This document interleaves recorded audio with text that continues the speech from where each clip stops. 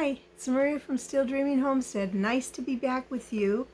Well, we've finished the entire DJ Dylan adventure series, and that was really fun. So I was thinking, have been thinking for a while, what will I read next?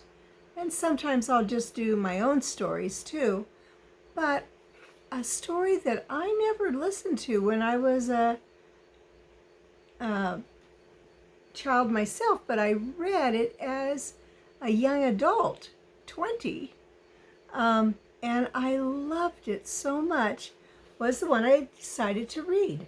I don't know if I'm going to do the whole series or not. I might, but it is by Laura Ingalls Wilder, and I'm going to read the book Little House in the Big Woods.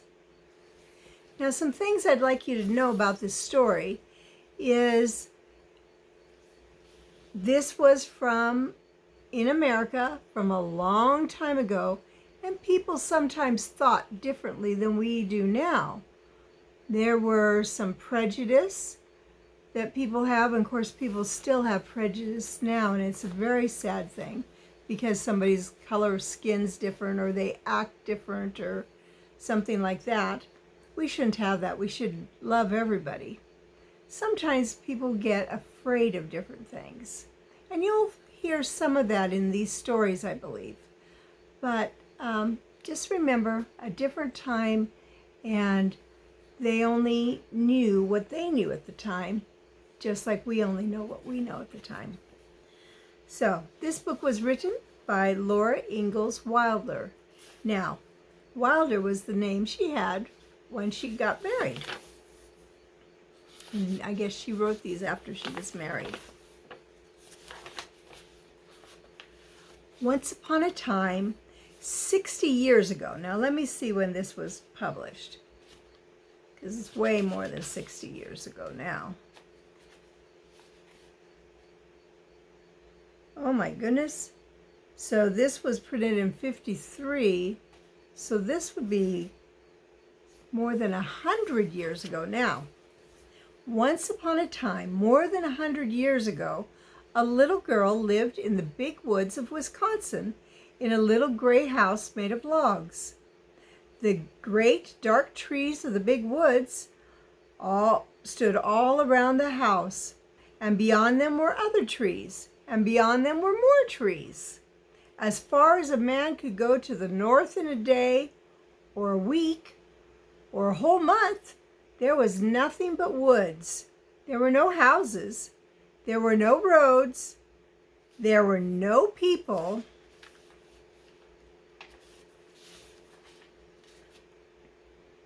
There were trees and the wild animals who had their homes among them. And here's the picture. I'll show you this one first, maybe. You can kind of see they dressed differently at this time, and this would be what their home looked like. Something like this. Wolves lived in the big woods, and bears, and huge wildcats. Now we know those are cougars. Sometimes they were called panthers. Where I live, we have cougars. Muskrats and mink and otter lived by the streams. Foxes had dens in the hills, and deer roamed everywhere. To the east of the little log house, and to the west, there were miles upon miles of trees, and only a few little log houses scattered far apart at the edge of the big woods. So far as the little girls could see, there was only the one little house where she lived with her father and mother, her sister Mary, and her baby sister, Carrie. A wagon track ran in front of the house, turning and twisting out of sight in the woods where the wild animals lived, and the little girl did not know where it went, nor what might be at the end of that road, which was really just a trail. The little girl's name was Laura, and she called her dad Pa, and her mom she called Ma. In those days and in that place, children did not say Mom and Dad or Mama and Papa like they do now. They said Ma and Pa. At night, when Laura lay awake in the trundle bed, she listened and could not hear anything but the sound of the trees whispering together. Sometimes, far away in the night, a wolf howled, "Woo!" Then he came nearer and howled again. It was a very scary sound. Laura knew that wolves would eat little girls, but she was safe inside the solid log walls. Her father's gun hung over the door, and good old Jack, the brindle bulldog, lay on guard before it. Her father would say, "Go to sleep, Laura. Jack won't let the wolves in." So Laura snuggled under the covers of the trundle bed, close beside Mary, and went to sleep. Now, you might not know where a trundle bed is. A trundle bed is a bed that there's a bed on top, and then there's almost like a drawer or something that slides under the bed, and then at night you can pull it out and it's another bed. It just slides under the other one. So that's what a trundle bed is. One night her father picked her up out of bed and carried her to the window so that she might see the wolves. There were two of them sitting in front of the house. They looked like shaggy dogs.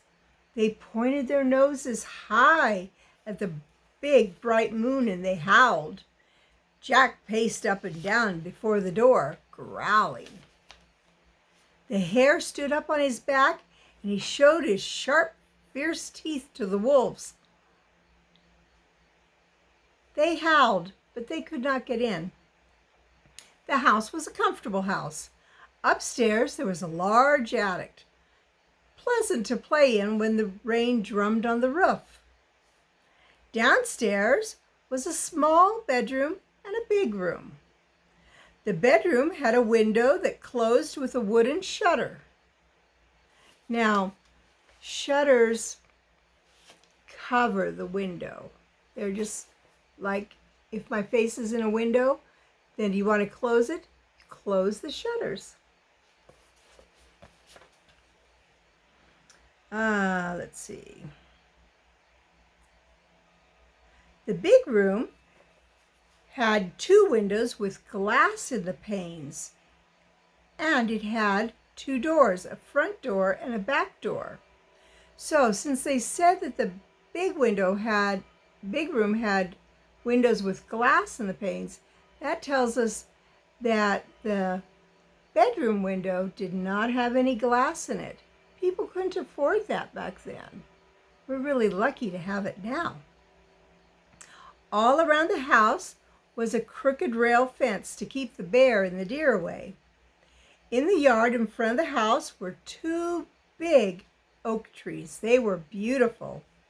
Every morning, as soon as she was awake, Laura ran to look out the window, and one morning she saw in each of the trees a dead deer hanging from a branch. Pa had shot the deer the day before, and Laura had been asleep when he brought them home at night and hung them high in the trees so the wolves would not get the meat. That day, Pa and Ma and Laura and Mary had fresh venison for dinner. That's what deer meat is called. It was so good, and Laura wished she could eat it all. But most of the meat must be salted and smoked and packed away to be eaten in the wintertime. For winter was coming. The days were shorter, and the frost crawled up the window panes at night. Soon the snow would come. Then the log house would be almost buried in snowdrifts, and the lake and the streams would freeze. In the bitter cold weather, Paul could not be sure of finding any wild game to shoot for the meat. The bears would be hidden away in their dens where they slept soundly all winter long. The squirrels would be curled up in their nests in hollow trees with their furry tails wrapped snugly around their noses. The deer and the rabbits would be shy and swift. Even if Pa could get a deer, it would be poor and thin, not fat and plump as deer are in the fall.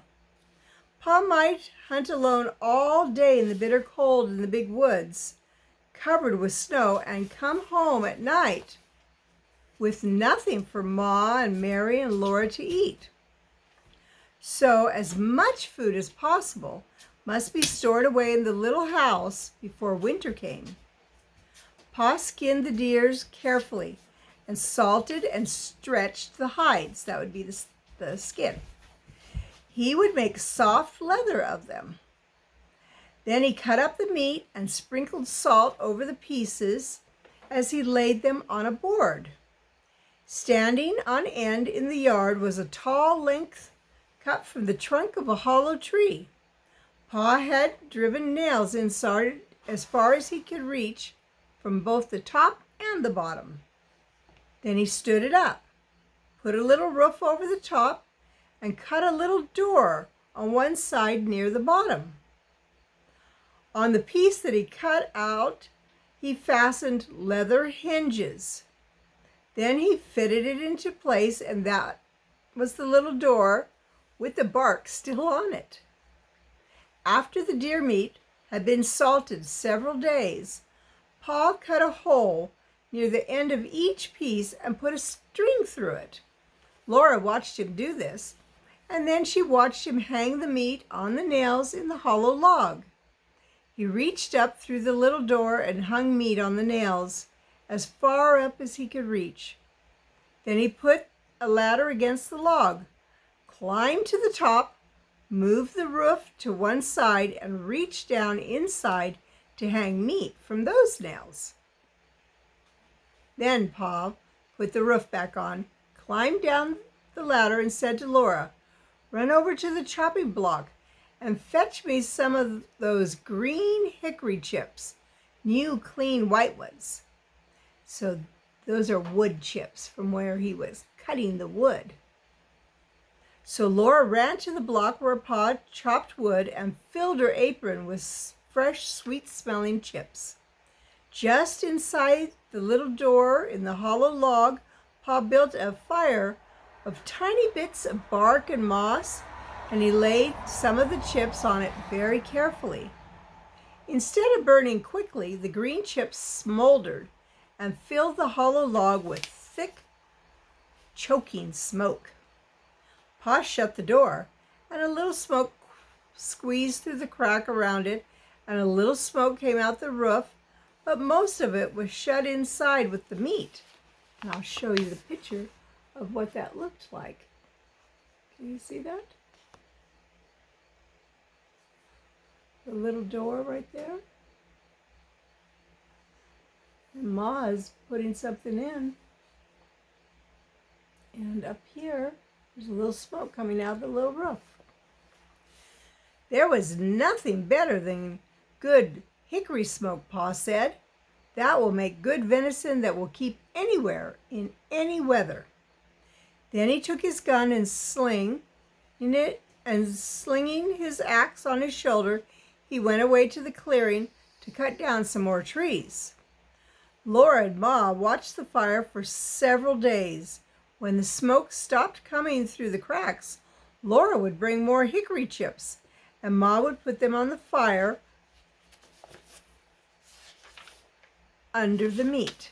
And here's what Laura looked like, running with an apron full of wood chips.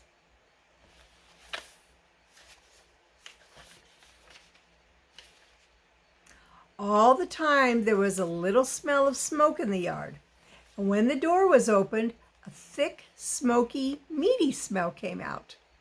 At last Pa said the venison had smoked long enough.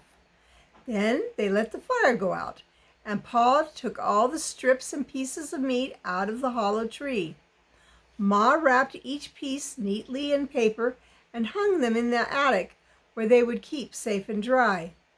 One morning, Pa went away before daylight with the horses and wagon, and that night he came home with a wagon load of fish.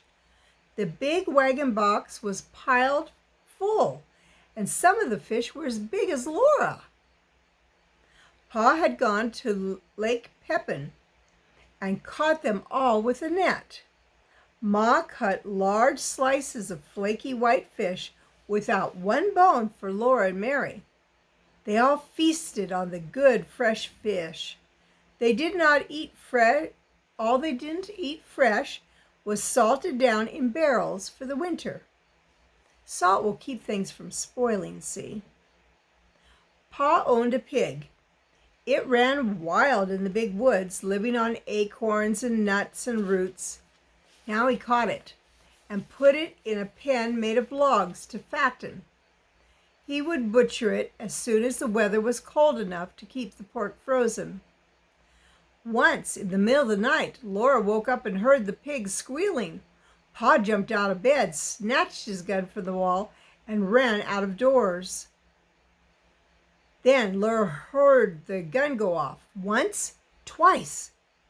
When Pa came back in, he told her what had happened. He had seen a big black bear standing beside the pig pen. The bear was reaching in the pen to grab the pig, and the pig was running and squealing. Pa saw this in the starlight, and he fired quickly. But the light was dim, and in his haste, he missed the bear. The bear ran away into the woods, not hurt at all. Laura was sorry that Pa did not get the bear. She liked bear meat so much. Pa was sorry too, but he said, "Anyway, I saved the bacon." The garden behind the little house had been growing all summer. It was so near the house that the deer did not jump the fence and eat the vegetables in the daytime, and at night Jack kept them away. Sometimes in the morning there were little hoof prints among the carrots and cabbages, but Jack's tracks were there too, and the deer had jumped right out again. Now the potatoes and carrots, the beets and turnips and cabbages were gathered and stored in the cellar, for freezing nights had come. Cellar would be like a room that would be sometimes under your house, sometimes it would be close to your house. They would dig out a cellar deep in the ground or into a bank of a mountain. And that would not freeze in there, but it would stay very nice and cool. Onions were made into long ropes braided together by their tops, and then they were hung in the attic beside wreaths of red peppers strung on threads. The pumpkins and squashes were piled in orange and yellow and green heaps in the attic's corner. The barrels of salted fish were in the pantry, and yellow cheeses were stacked on the pantry shelves. Then, one day, Uncle Henry came riding up out of the big woods. He had come to help Pa butcher. Ma's big butcher knife was already sharpened, and Uncle Henry had brought Aunt Polly's butcher knife too. Those are big knives. Near the pig pen, Pa and Uncle Henry built a bonfire, and they heated a great kettle of water over it. When the water was boiling, they went to kill the hog.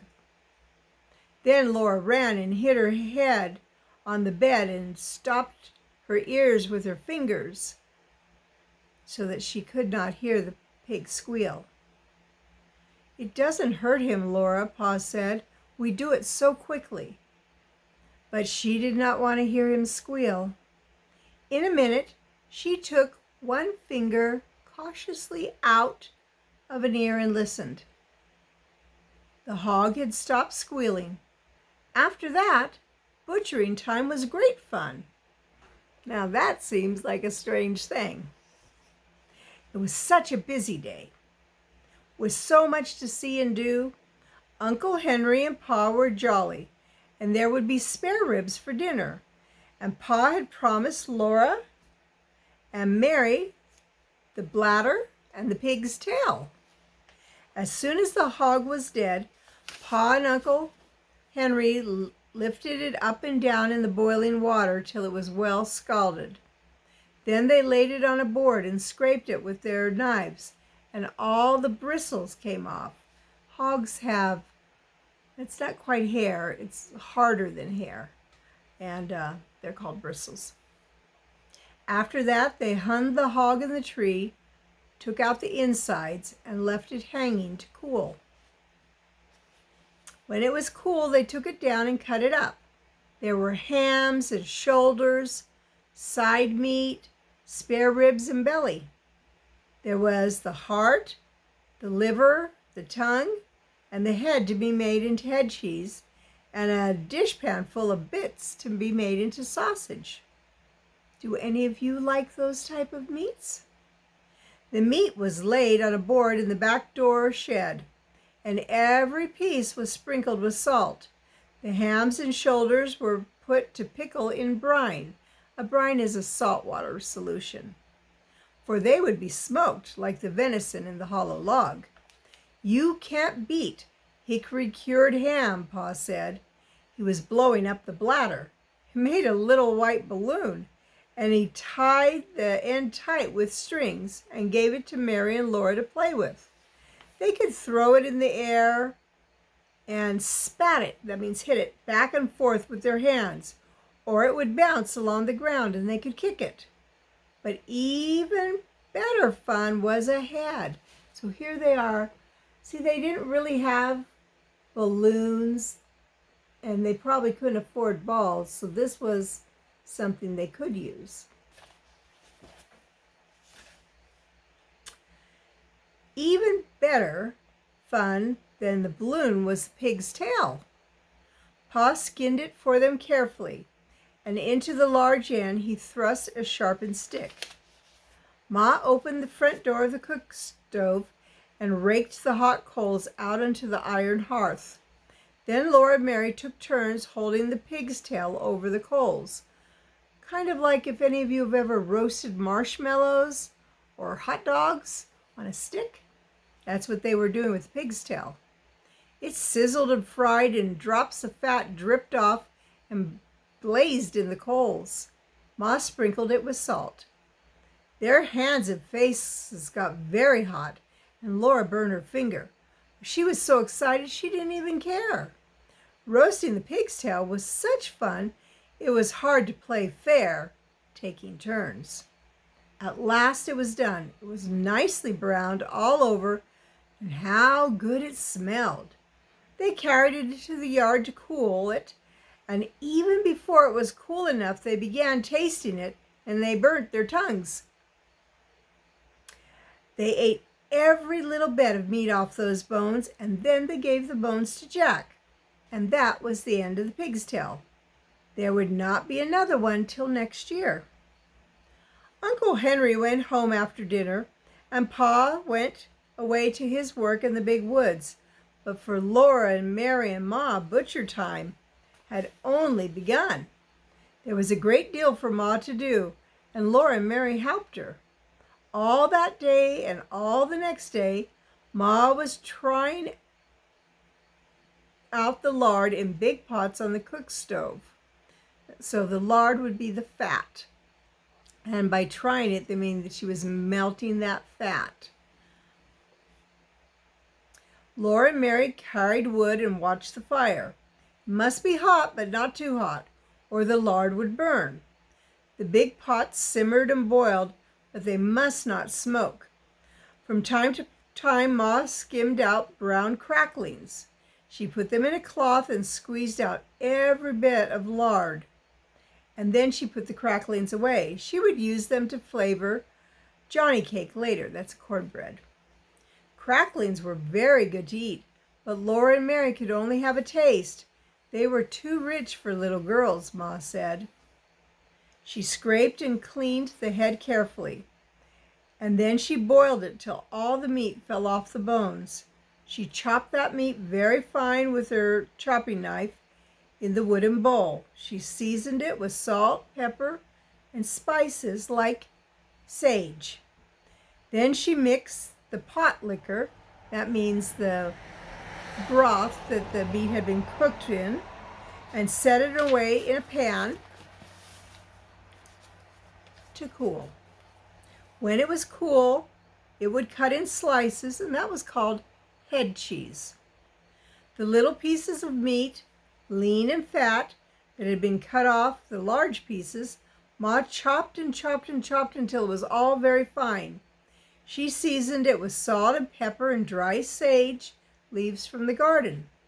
Then with her hands she tossed and turned until it was well mixed, and she molded it into little balls. She put the balls in a pan in the shed where they would freeze and be good to eat in the winter. That was sausage. When butchering time was over, there were sausages and head cheese, the big jars of lard, and the keg of white salt pork out in the shed, and in the attic, that would be like the upstairs, hung the smoked hams and shoulders. The little house was fairly bursting with good food stored away for the winter. The pantry and the shed were full, and so was the attic. Laura and Mary must play in the house now, for it was cold outdoors, and the brown leaves were falling from the trees.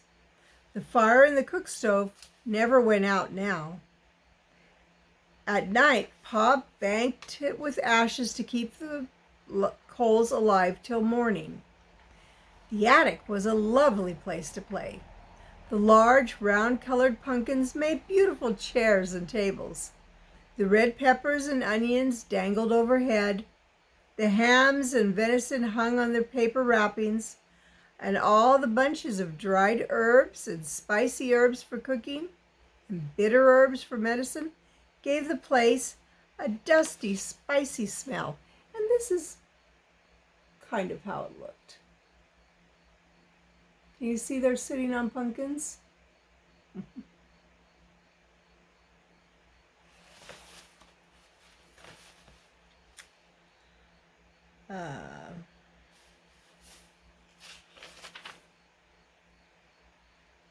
Often the wind howled outside in the cold and lonesome sound, but in the attic, Laura and Mary played house with the squashes and the pumpkins, and everything was snug and cozy. Mary was bigger than Laura, and she had a rag doll named Nettie. Laura only had a corn cob wrapped in a handkerchief, but it was a good doll. It was named Susan. It wasn't Susan's fault she was only a corn cob. Sometimes Mary let Laura hold Nettie, but she did it only when Susan couldn't see. The best times of all were at night. After supper, Pa brought in the traps from the shed to grease them by the fire. He rubbed them bright with grease, and the hinges of the jaws and the springs with pans with a feather dipped in bear's grease. So here he is. He's oiling the traps, and Laura's watching him.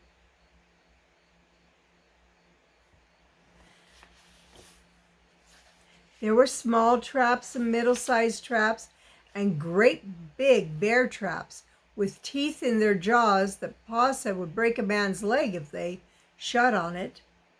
While he greased the traps, Pa told Laura and Mary little stories and jokes, and afterwards he would play his fiddle. The doors and the windows were tightly shut, and the cracks of the window frames stuffed with cloth to keep out the cold.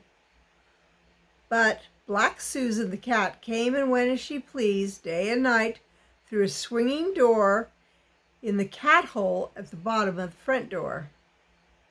She always went very quickly so the door would not catch her tail when it fell shut behind her. One night when Pa was greasing the traps, he watched Black Susan come in and he said, "Once there was a man who had two cats, a big cat and a little cat." Laura and Mary ran to lean on his knees and hear the rest. He had 2 cats, Pa repeated, a big cat and a little cat. So he made a big cat hole in his door for the big cat. And then he made a little cat hole for the little cat. There Pa stopped. But why couldn't the little cat, Mary began. Because the big cat wouldn't let it, Laura interrupted. Laura, that's very rude. You must never interrupt, said Pa. But I see that neither one of you has more sense than the man who cut the 2 cat holes in his door. Then he laid away his traps and he took out the fiddle out of his box and began to play. That was the best time of all. And that's the end of chapter 1. Tomorrow we'll read chapter 2. I hope you're going to like this story. I think they're wonderful. And it tells us a lot about how people used to live right here in America, and actually in other places too. Butchering animals and hunting was a big part of our history. Now most of us just go to the store and buy meat, but that meat all came from animals, just like they did. And they had to do this every fall, so there'd be enough food to get them all the way through winter. Well, it's Maria from Still Dreaming Homestead. I love you. I really do. I want to pray blessings on you in your house and out of your house, in the day and in the night. And whatever you do, keep dreaming. Bye-bye. Make sure and give me a thumbs up. And if you like this if you like this story, tell me what you've liked the best so far.